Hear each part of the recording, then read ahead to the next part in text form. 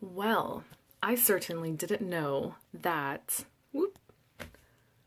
I could record straight from the YouTube app. So today I want to talk about how I came up with the term self-love doctor. Now, I reserve the right to call myself doctor because I graduated medical school. I earned my MD. Therefore, I reserve the right to call myself doctor.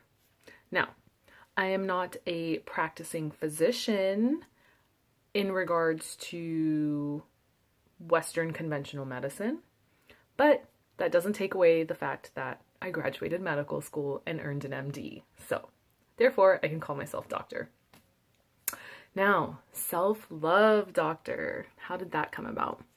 Well, what I'm going to do is first put this down here, and hopefully you can see my shirt.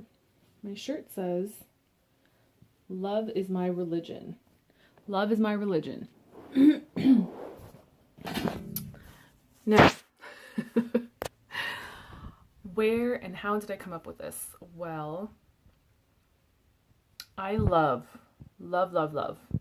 reading and learning about different religions of the world. And from doing so, my conclusion is that they're all teaching the same thing, which is love, universal love in all its forms. In this day and age, we have come to this perception that love is this emotional thing only between your parents, your immediate family, your children, or your spouse or significant other. Where the fact of the matter is love is needed everywhere, and it's given in different ways. It's given through compassion, it's given through kindness, it's given through patience. There's tough love, there's compassionate love, there is the love between two people. And so I came up with love is my religion because it's universal. It's a feeling that you can feel throughout the world through just a smile, a gesture, an act of kindness. So, hence the love part of self-love doctor. Now, as I mentioned before, learning and reading different spiritual scriptures and philosophical books, most of them are teaching you how to journey within. The spiritual journey is a journey to your spirit, and that is the self. That is, at least in my opinion, that is the self. So for me, that's the self part of self-love doctor. And there's a power in learning to love yourself from the inside out. So in my opinion, the new age spiritual journey is the self-love journey. It's just another term for it. I think I have an IG video that was pretty random, and it was a little insight into what it is. And also I came up with it because I was at a point in my own life where I had moved to San Diego, and I was apparently still on this journey of finding myself, which never ends. And it truly is just learning how to go back to what you originally were before all the conditioning of the society, the conditioning of your family, like the essence of who you were on the inside when you were first born, because the spirit always lives. The self within you, that soul is always there from the moment of conception, basically, according to Ayurveda. And we get lost, we lose it. We enter this physical material world, and those who entered before us teach us these things, and we start thinking that they're right, and we're wrong on the inside. And so there's certain things as you're journeying this life or going through things that don't work out in the way that they all told you it would, and then you start questioning, like, wait, is it supposed to be like that? when something in here is telling me, no, it's supposed to be a little different. Like, I remember something else. And that's the journey. The second that light bulb goes on and you start questioning everything you've been taught in this physical world, that I think that's the moment that you start journeying within, to figure out the fact that I can live my life a little differently, and it leads me to be a little bit happier than most of those people still living the way they've been teaching me how to live. So yeah, so that's kind of how Self-Love Doctor came about. And again, it's comprised of many different things. For me, it's comprised of intuitive coaching, which is something that I do because of all the spiritual insight I've gained from reading these scriptures and applying it to my daily life.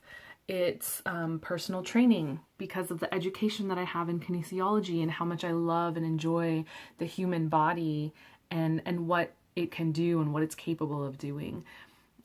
It's comprised of energy work because we are just all energy at the end of the day.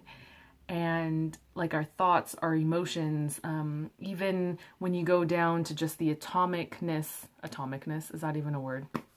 The atomic level of your cells, it's still all energy, and energy is always in constant motion because you cannot destroy it, you can only transform it.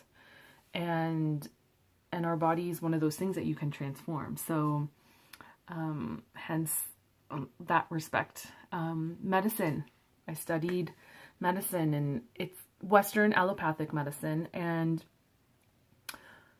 my conclusion to that is that it really only looks at the physical.